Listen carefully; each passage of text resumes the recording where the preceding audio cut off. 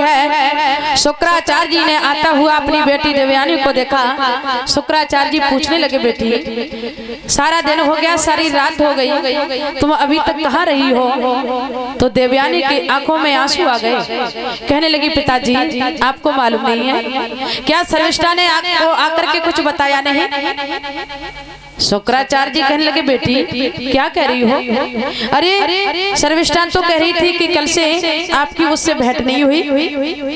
देवयानी कहने लगी, पिताजी वो झूठ बोल रही है, क्योंकि मैं और सर्विष्ठा जंगल में घूमने के लिए गई थी, बड़े सुंदर सरोवर को देखा, तो मैंने और सर्विष्ठा ने अपने अपने वस्त्रों को उतार के किनारे पर रख दिया और हम दोनों लड़कियां उस सरोवर में स्नान करने लगी। लेकिन पिताजी तब तक उधर से देवर्षि बाबा नारद का आना हुआ। धोखे में आकर के मैंने सर्विष्ठा के वस्त्रों को धारण कर लिया, तो सर्विष्ठा ने आकर के मुझे कुएं में ढकेल दिया। लेकिन पिताजी मुझे इस बात का दुख नहीं, इस बात का कष्ट नहीं है कि उसने मुझे कुएं में ढकेल दिया। यदि दुख है तो सिर्फ एक बात का। बोलो क्या?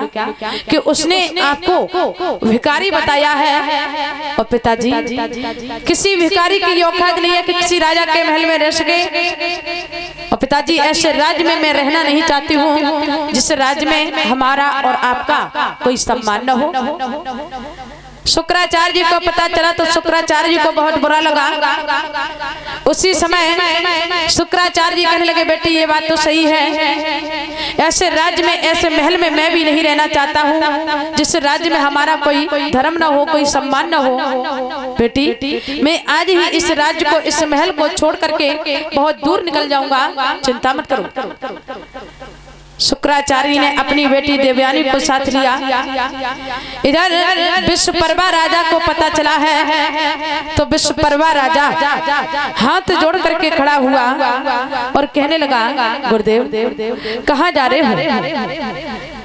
शुक्राचार्य जी ने कहा है कि तुम्हारी बेटी ने मुझे भिखमंगा बताया है और किसी भिखारी की औकात नहीं है कि किसी राजा के महल में ठहर सके, इसलिए मैं इस राज्य को, इस महल को छोड़ करके बहुत दूर जा रहा हूँ। विश्वपर्वा ने सुना तो विश्वपर्वा राजा हाथ जोड़ करके खड़ा हुआ, कहने लगा, गुरुदेव क्षमा करना।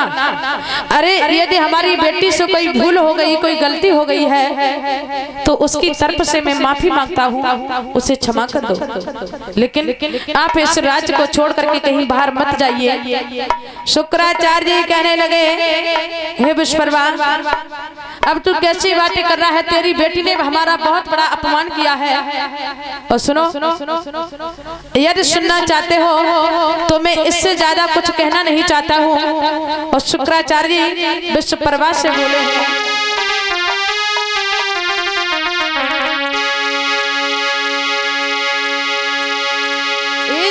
बढ़कर अपराध और अब मुंह से कहना ठीक नहीं।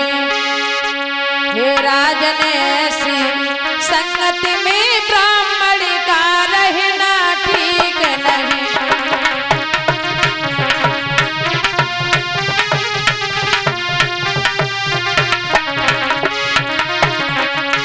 शुक्राचार्य जी बोले,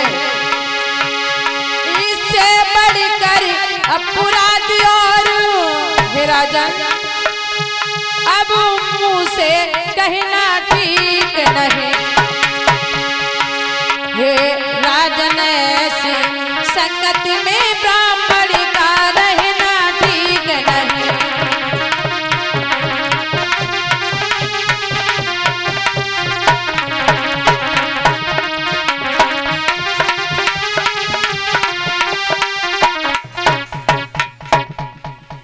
उसी समय विश्वपर्वा राजा हाथ जोड़ करके खड़ा हुआ, गुरुदेव क्षमा करना, मैं अपनी बेटी की तरफ से माफी मांगता हूँ, मैं क्षमा याचना करता हूँ।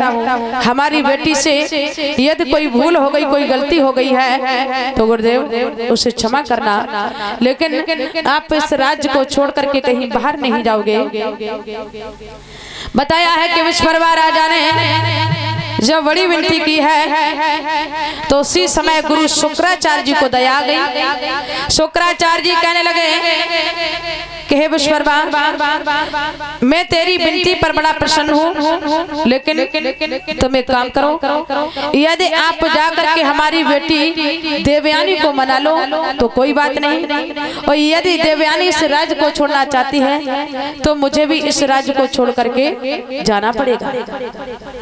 उसी समय जिस कक्ष में देवयानी आराम कर रही है उसी कक्ष में जाकर के विश्वकर्मा राजा हाथ जोड़ करके खड़ा हुआ और कहने लगा, अरे देवयानी, मैं तुम्हारे पिता के समान हूँ, यदि हमारी बेटी सर्विष्ठा से कोई भूल हो गई, कोई गलती हो गई है तो उसकी तरफ से मैं माफी मांगता हूँ, उसे क्षमा कर दो।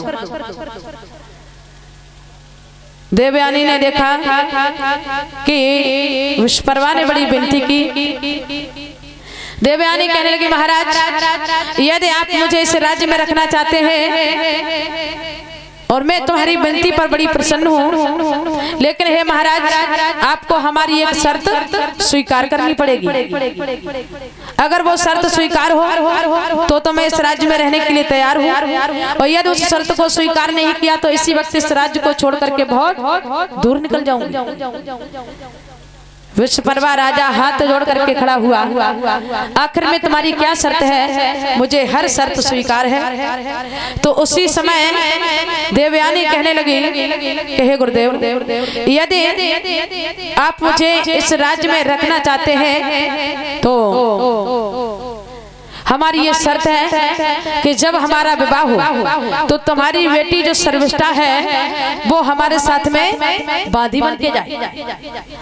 अगर आपको ये शर्त स्वीकार है तो बताइए, और यदि नहीं है तो भी बताइए। विश्वकर्मा राजा हाथ जोड़ करके खड़ा हुआ है, बेटी, यदि इससे भी कठिन कोई तुम्हारी शर्त हो तो वो भी शर्त मुझे स्वीकार है। आज विश्वकर्मा राजा ने उस शर्त को स्वीकार किया है। बोली वृंदावन बिहारी लाल की, राधा कृष्ण की। तो आइए बोलते हैं